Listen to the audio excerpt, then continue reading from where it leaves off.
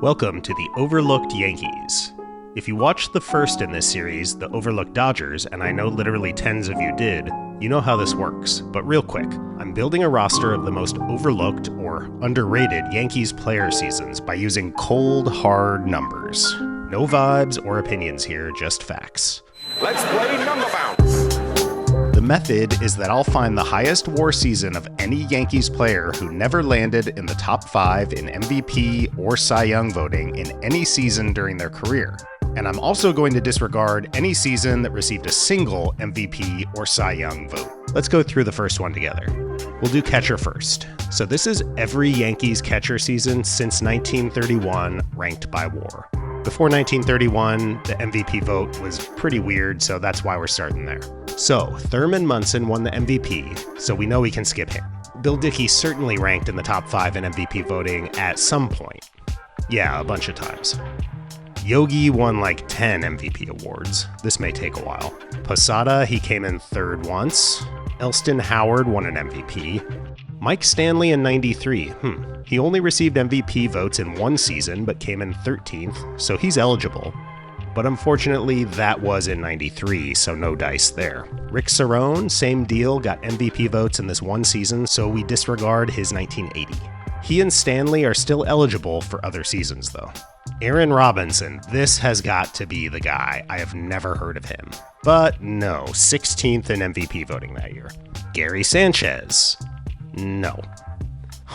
Butch Weiniger got MVP votes only in his rookie year with the Twins. So everything's coming up Weiniger here.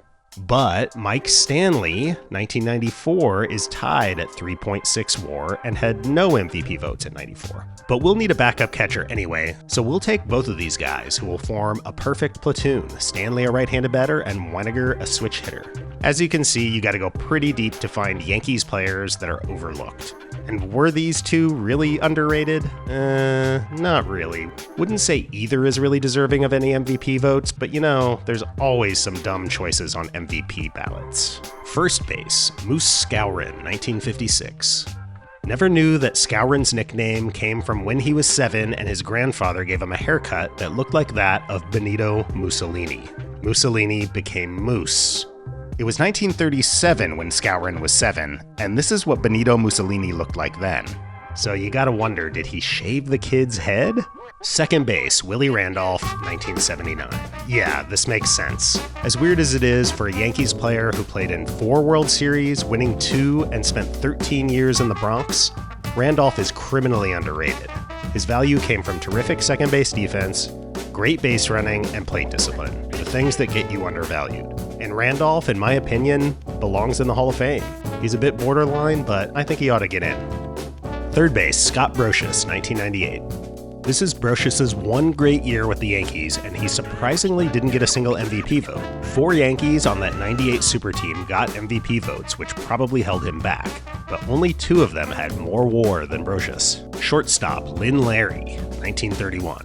Name guy, Linford Hobart, or Horbart? Larry is a fairly unknown player to have played alongside Babe Ruth and Lou Gehrig. He came to the Yankees after their dominant Murderers Row era, in this little lull here where they merely won 1 championship.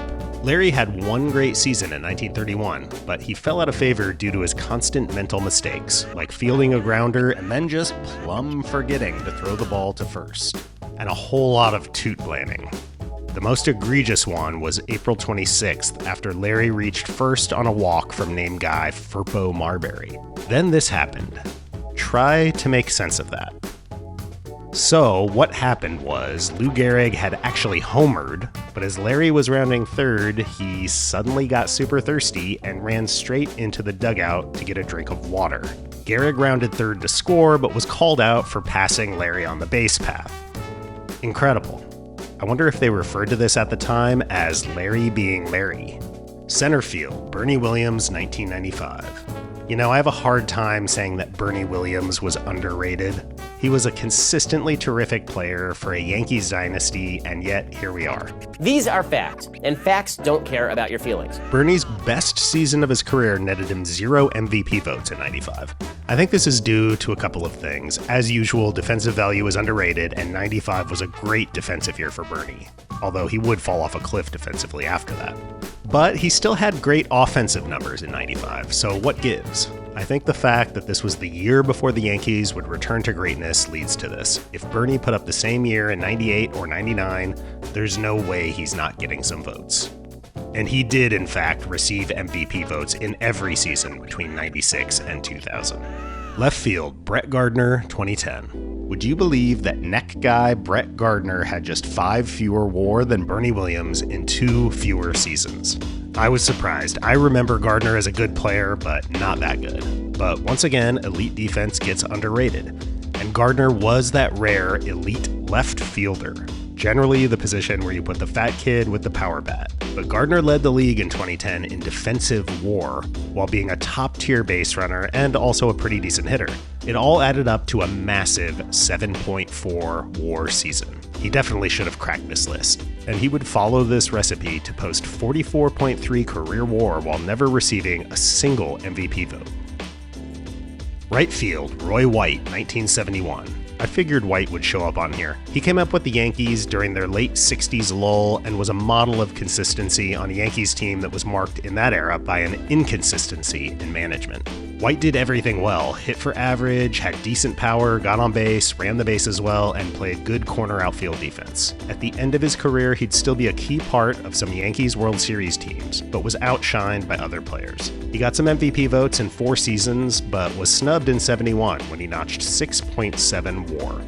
DH, George Selkirk, 1939. George Selkirk was the guy that replaced Babe Ruth on the Yankees, even wearing the number 3. Big shoes to fill, but Selkirk was a really good player in his own right and put up his best season for the 39 Yankees, a team that many consider the best Yankees and maybe best MLB team ever.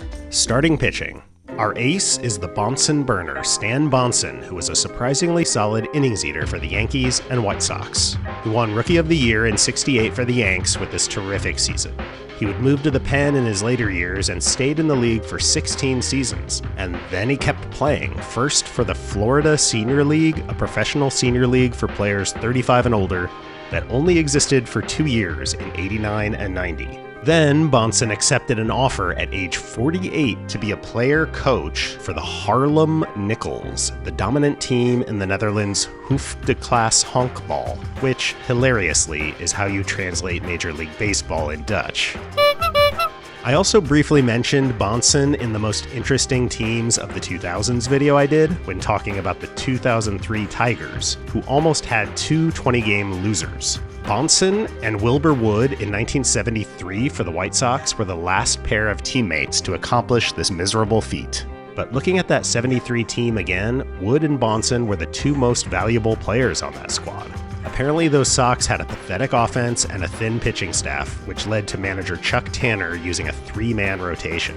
This was perfectly fine by Wilbur Wood, a knuckleballer who could throw all day, but Bonson didn't have such a rubber arm, and in his 38th through 42nd starts of the year, he was done. Took L's in all 5 to end the year with 21 losses. Amazing that he was able to hang on professionally for so long after all the mileage he had on his arm. Truly a remarkable honkballer. Melito Perez, 1992.